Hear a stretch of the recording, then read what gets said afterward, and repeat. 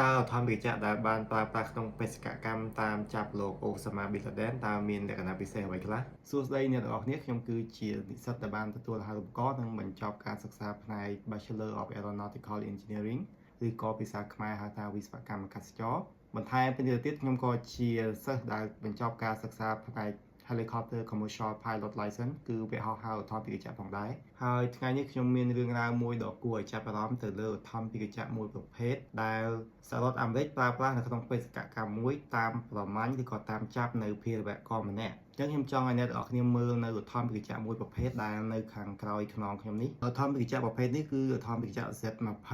ដែលផលិតឡើងដោយសាធារណរដ្ឋប្រជាមានិតចិនគឺរោងចក្រមួយដែលមានឈ្មោះថា Harbin ហើយឧទ្ធម្ភាគចក្រដែលនៅក្នុងរូបភាពដែលខ្ញុំដាក់នៅក្នុងវីដេអូនេះគឺជាប្រភេទឧទ្ធម្ភាគចក្រដែលត្រូវបានគេប៉ាន់ស្មានថាប្រើប្រាស់នៅក្នុងបេសកកម្មតាមកម្ចប់ភារវករដ៏ល្បីមួយរូបនោះអ្វីដែលយើងគួរឲ្យកត់សម្គាល់នោះគឺយើងឃើញថាឧទ្ធម្ភាគចក្រទាំងពីរប្រភេទនេះគឺមានរូបរាងស្រដៀងទៅនឹងឧទ្ធម្ភាគចក្រមួយប្រភេទដែលប្រើប្រាស់នៅក្នុងកងទ័ពជើងគោករបស់សហរដ្ឋអាមេរិកក៏ដូចជាកងទ័ពជើងអាកាសឬក៏កងទ័ពជើងទឹកគឺជាប្រភេទឧទ្ធម្ភាគចក្រដែលផលិតឡើងដោយក្រុមហ៊ុន Sikorsky ដែលមានឈ្មោះថា Black Hawk អញ្ចឹងអូខេខ្ញុំនឹងមិនប្រៀបធៀបនៅឧទ្ធម្ភាគចក្រដែលផលិតដោយសាធារណរដ្ឋប្រជាមានិតចិននេះទេក៏ប៉ុន្តែខ្ញុំនឹងលើកយកចំណុច modification មួយចំនួនរបស់ឧទ្ធម្ភាគចក្រដែលប្រើប្រាស់ទៅក្នុងបេសកកម្មហើយនឹងឧទ្ធម្ភាគចក្រ Black Hawk ទូទៅដែលប្រើប្រាស់ដោយកងទ័ពរបស់សហរដ្ឋអាមេរិកក៏ប៉ុន្តែមានរឿងមួយដែលខ្ញុំចង់និយាយដែរគឺខ្ញុំអត់មានគំរូឧទ្ធម្ភាគចក្រ Black Hawk ទេអញ្ចឹងក្នុងវីដេអូនេះខ្ញុំនឹងប្រើប្រាស់នៅឧទ្ធម្ភាគចក្រ Harbin Z20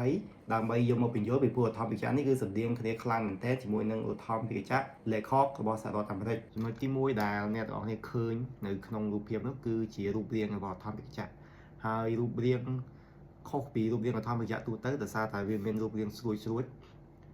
គឺមានរូបរាងមួយដែលជាភាសាអង់គ្លេស design មកគឺគេហៅថា angular panel ឬក៏ low observable still shaping ឬក៏ radar reflective shape that is okay យើងចង់ហៅមួយណាក៏បានដែរហើយតួនាទីនៃការ design បែបនេះគឺដើម្បីឲ្យរលកសញ្ញានៃ radar មកប៉ះតួរបស់ឧទ្ធម្ភាគចក្រហើយផ្លាតទៅវិញខុសទិសដៅទៅកាន់ radar ដែលទទួលនោះយើងឧទាហរណ៍ដូចជាយន្តហោះប្រភេទនេះគឺជាប្រភេទធម្មតាគឺមានរូបរាងមូលអញ្ចឹងរលកសញ្ញារូបរាងមូលនេះគឺវាមានបច្ចេកទេសមួយដែលគេហៅថា radar cross section គឺវាធំមានន័យថានៅពេលតា radar ប៉ះទៅលើរូបរាងឧទ្ធម្ភាគចក្របែបនេះគឺវានឹង reflect ឬក៏វានឹងផ្លាតទៅវិញទៅចំ radar ដែលបញ្ជូនសញ្ញាមកនោះហើយការ design នៅលក្ខណៈបំបាំងកាយបែបនេះឬក៏ stealth technology យើងមានឃើញស្រដៀងទៅនឹងយន្តហោះមួយចំនួនដូចជាយន្តហោះ F117 យន្តហោះ F22 Raptor របស់សហរដ្ឋអាមេរិកហើយនឹងយន្តហោះ SR-71 Blackbird របស់សហរដ្ឋអាមេរិកចំពោះចំណុចមួយទៀតនោះគឺពាក់ព័ន្ធនឹងបញ្ហា coating material ឬក៏ទឹកថ្នាំដែលស្រោបទៅលើយន្តហោះ Black Hawk មួយនោះបើយោងទៅតាមយន្តហោះមួយចំនួនដូចជា F22 ឬក៏ F35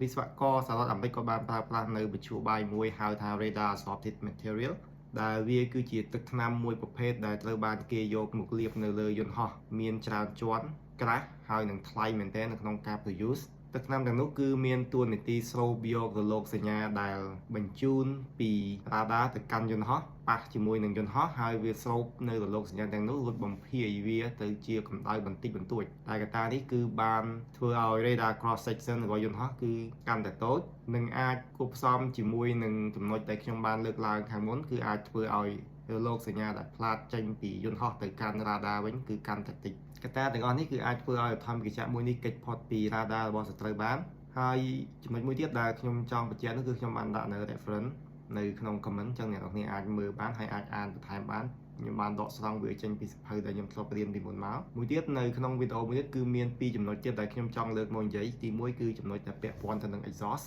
ហើយនឹងមួយទៀតគឺចំណុចដែលពាក់ព័ន្ធទៅនឹងលក្ខណៈពិសេសរបស់ rotor system ដែលធ្វើឲ្យវាមានសំឡេងកាន់តែតិចរបស់